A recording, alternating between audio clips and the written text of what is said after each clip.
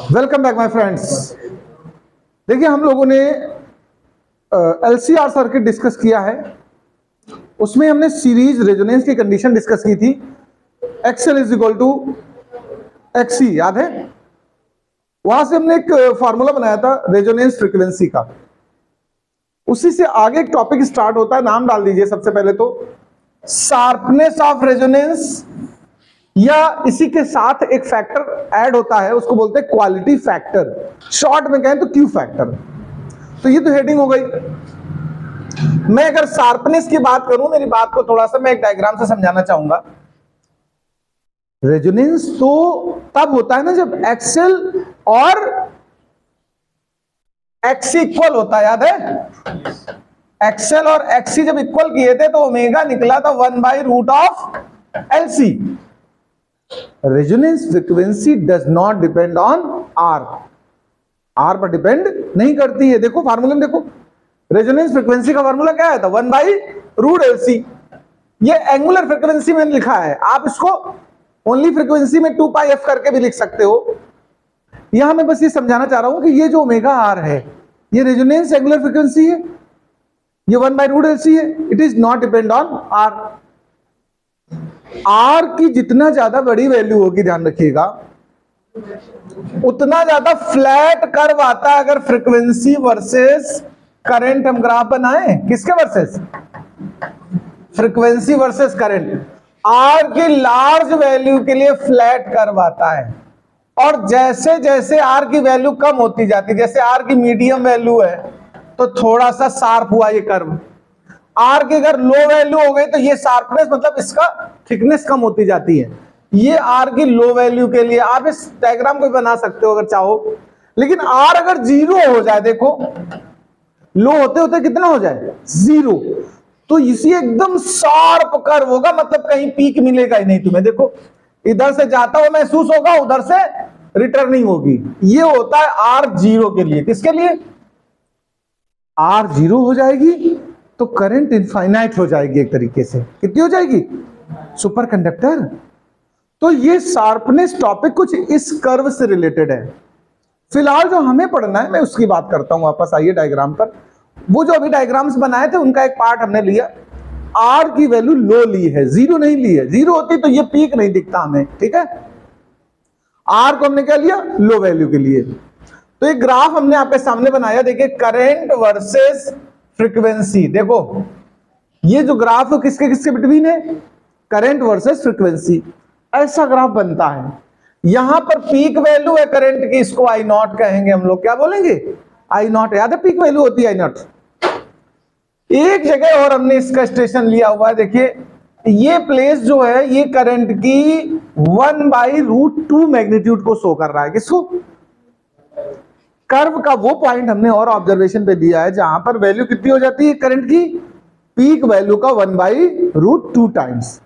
इनके करेस्पॉन्डिंग जो फ्रीक्वेंसीज हैं उनको मैंने नाम दिया ω1 और ω2। और जो रेजोनेंस के लिए लिया है सेंटर, वो ω फॉर रेजोनेंस लिया हुआ है। क्वालिटी फैक्टर की डेफिनेशन समझना थोड़ा सा। ये जो ω है ना, इसकी वैल्यू और ω2 और ω1 का जो डिफरेंस आएगा, इनका जो रेशियो होता है, इसे हम लोग क्वालिटी फैक्टर कहते हैं। और जितना क्वालिटी फैक्टर छोटा होगा उतनी शार्पनेस होगी। तो डेफिनेशन अगर हम लिखें, डायग्राम तो बनाना है, डेफिनेशन इस फार्मूले के अकॉर्डिंग लिखी जाएगी। हम कहेंगे the ratio of resonance frequency and difference between two other frequencies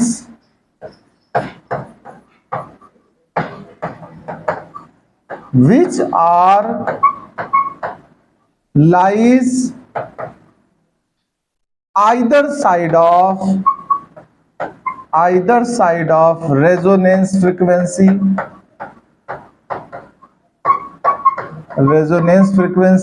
eight, और किस कंडीशन पर आइदर साइड ढूंढी गई है? At I becomes 1/√2 times of I naught. देखिए ये तब वाली फ्रीक्वेंसी दोनों तरफ की ली जाएंगी जब आई की वैल्यू कितनी हो जाएगी, आई नॉट का 1/√2 टाइम्स। तो फॉर्मूला हमारा बना Q is equal to omega R by this one. यहां पर देखो जरा ध्यान से, इस डिफरेंस को हमने जो लिया हुआ है बीच का, इसको डेल्टा ओमेगा ले लो। आप क्या ले लो, डेल्टा ओमेगा। तो अगर ओमेगा 1 को मैं बोलूं, देखो यहां पर अगर मैं कहूं ओमेगा 1 एक्चुअल में ओमेगा आर से थोड़ा छोटा है और ओमेगा 2 थोड़ा सा बिग है। कितना डिस्टेंस का डिफरेंस है हमारा ओमेगा में, डेल्टा का है। अगर हम इस जगह पर ये वैल्यूज पुट कर दें इस फॉर्मूले में, तो देखो क्वालिटी फैक्टर का फॉर्मूला दूसरा क्या बनेगा, now Q is equal to omega R by omega 2 मतलब omega R plus delta omega minus omega R और फिर ये प्लस डेल्टा ओमेगा। देखो ओमेगा 2 और ओमेगा 1 दोनों की वैल्यू हम लोगों ने यहां पर पुट की हुई है। ओमेगा आर कैंसिल हो जाएगा नीचे, तो Q becomes omega R by 2 of delta omega. ये जो डेल्टा ओमेगा ट्वाइस है इसको बैंड विड्थ कहते हैं। क्या कहते हैं, देखो फ्रीक्वेंसी के दोनों वैल्यूज के बिटवीन डिस्टेंस है ये, फ्रीक्वेंसी को बैंड बोलते हैं, तो बैंड विड्थ बोला जाएगा। क्या बोला जाएगा, तो क्वालिटी फैक्टर दूसरी लैंग्वेज में अगर मैं कहूं तो किसका किसका रेशियो है, जरा देखो quality factor is the ratio of resonance frequency. देखो ध्यान से, ओमेगा आर को हमने क्या बोला है, resonance frequency by band width, इसको हम क्या बोलेंगे, बैंड विड्थ। तो एक ये भी लैंग्वेज हो जाएगी। रेजोनेंस फ्रीक्वेंसी और बैंड विड्थ का रेशियो भी क्वालिटी फैक्टर होता है। इतना नोट करिए, फिर और बताता हूं आगे का हिस्सा। देखिए जो Q फैक्टर है इसको हम एक बहुत शॉर्ट लैंग्वेज में कहें तो कह सकते हैं the measurement of sharpness of resonance is depend on a factor called Q factor, called quality factor। पूरा नाम ऐसा है लेकिन हम लोग शॉर्टली में क्या बोलते हैं, Q factor। Q factor देखो Q factor की जितनी मिनिमम वैल्यू होगी शार्पनेस उतना ही ज्यादा होगा। when Q is minimum, sharpness is maximum। अब इसका उल्टा भी लिख सकते हो, and Q is maximum, sharpness is minimum। यानी Q की बिग वैल्यू के लिए शार्पनेस कम होगा और Q अगर लेस है तो शार्पनेस ज्यादा होगा।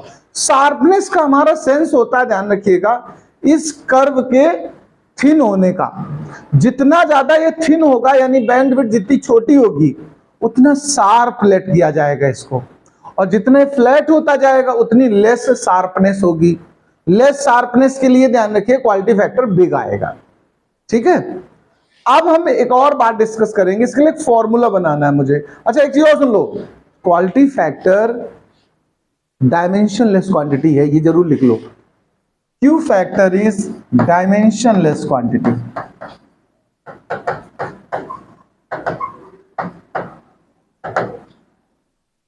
अब हम इसके लिए एक्सप्रेशन बनाने वाले हैं, फॉर्मूला बनाने वाले हैं एक और। तो फिर वापस पहले डायग्राम पर आते हैं, फिर हम इसको डिस्कस करते हैं। देखो जरा ध्यान से, इस जगह देखो I is equal to I not है यहां पर कि नहीं, पीक वैल्यू थी करंट की। और अगर ओम्स लॉ के अकॉर्डिंग हम बात करें V is equal to I R होता है, तो I इज इक्वल टू क्या होना चाहिए, V अपॉन आर होना चाहिए कि नहीं होना चाहिए, बताओ। ये लेकिन V कौन सा है, मैक्सिमम पीक वैल्यू है।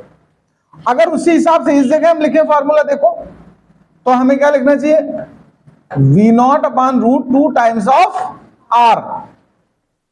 यानी जो ω1 और ω2 है, ध्यान से सुनिए मेरी बात, वो R पर डिपेंड हो रहे हैं कि नहीं हो रहे हैं। और यहां पर जो टोटल रेजिस्टेंस की जगह टर्म यूज हो रहा है वो कितना हो रहा है, √2R। तो हम यहां पर से एक रिजल्ट कैलकुलेट कर रहे हैं फॉर ω1 एंड ω2 इंपीडेंस जो होता है Z, वो एक्चुअल में कितना होता है, √2R। ये कंडीशन यहां से ग्राफ से स्टडी की जा सकती है कि नहीं, बताओ। इसको नोट करो पहले तो, ग्राफ के पास है नीचे अगले लाइन में। अब देखिए हम इसको थोड़ा आगे प्रोसीड करेंगे। मैंने बोला Z is equal to √2R। अच्छा, Z का फॉर्मूला आप लोगों को पीछे में पढ़ा चुका हूं इंपीडेंस का, XL माइनस XC याद है, square plus R square is equal to Z होता था ना। बट यहां ω1 ω2 की वैल्यू मुझे चाहिए, तो Z को हमने क्या लेट किया हुआ है, √2R। तो Z के लिए फॉर्मूला आप बताओ सेटिस्फाइड करोगे कि नहीं करोगे। इसको थोड़ा सिंप्लीफाई करते हैं, स्क्वायरिंग कर दो बोथ साइड, जरा देखो। ω1 माइनस मतलब ω1 minus 1 upon ω/c plus R square is equal to क्या बनेगा, 2R स्क्वायर। इस R स्क्वायर को उस तरफ ले जाओ, ω1 minus 1 upon ω/c is equal to क्या बन के आएगा फाइनली, R स्क्वायर, इसका होल स्क्वायर। मतलब जब आप रूट लोगे तो प्लस माइनस आएगा कि नहीं आएगा, बताओ। स्क्वायर रूट अगर लेंगे तो प्लस माइनस आएगा, ध्यान देना, क्वाड्रेटिक है, 2 रूट्स होंगे।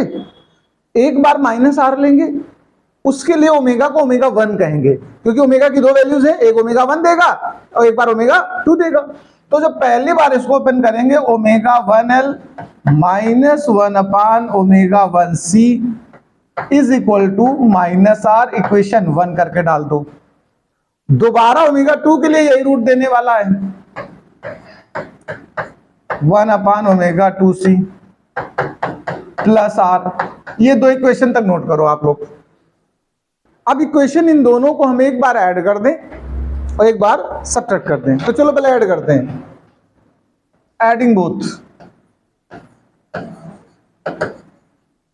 जब ऐड करोगे तो यहां पर L कॉमन हो जाएगा कि नहीं, बताओ।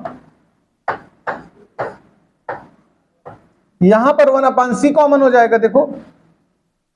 तो क्या बचेगा, 1 by ω1 plus 1 by ω2, 1 upon C common हो गया, देखो। उस तरफ रिजल्ट में क्या आया है, 0 ऐड करने पर।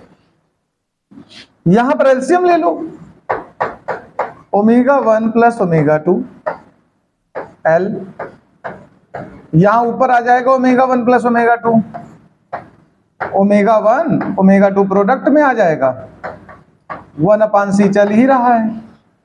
इसको उस तरफ ले जाओ तो कुल मिलाकर के या ω1 प्लस ω2 कॉमन लेके अलग कर दो, वो तो 0 हो नहीं सकते दोनों मिलकर, तो यही 0 होगा। क्या 0 होगा, दिस अपॉन, आप जैसे समझते हो, चाहो तो ω1 ω2 प्लस वाला कॉमन लेके डिवाइड में ले जाओ 0 के, वैसे वो बेटर तरीका नहीं होता है। अलजेब्रा क्या कहता है, अगर दो नंबर्स का प्रोडक्ट 0 है तो या तो फर्स्ट 0 होगा या सेकंड 0 होगा या दोनों 0 होंगे।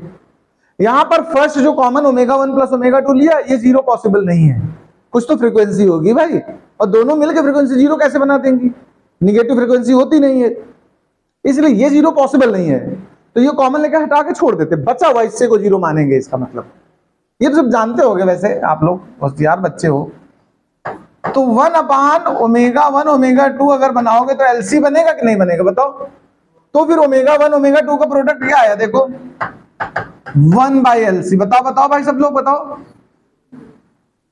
ये ω1 और ω2 के बिटवीन ω/r होता है कि नहीं होता, बताओ। यहां से एक बात हम ये भी रिजल्ट के तौर पर कंसीडर करेंगे, यानी जो ω/r होगा वो यहां से बन जाएगा 1 बाई रूट LC। यहां से भी बना सकते हो, और वो पीछे रेजोनेंस में भी सिखाया था मैंने, ये दोनों का प्रोडक्ट है, देखो। तो ω/r स्क्वायर लेट कर सकते हो एवरेज के हिसाब से, बट ये पीछे भी सिखा चुका हूं।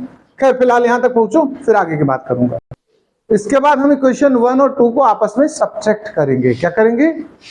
इक्वेशन 2 को पहले लिख दे रहा हूं क्योंकि उसको पॉजिटिव लेट किया मैंने। इक्वेशन 2 हमारी थी क्या? देखो, omega 2l minus 1 Aman omega 2c is equal two plus r था, omega 1l omega 1c minus r था। सब्ट्रैक्ट कर रहा हूं इस बार मैं, सब्ट्रैक्ट।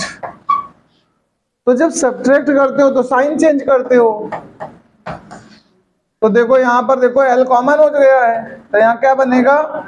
ओमेगा 2 माइनस ओमेगा 1, ये प्लस हो चुका है। ठीक है भाई जी, तो यहां पर आप क्या कर लो, 1 अपान सी कॉमन ले लो।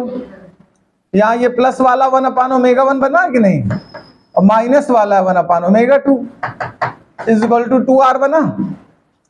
यहां एलसीएम ले ओमेगा 1 ओमेगा 2। अच्छा,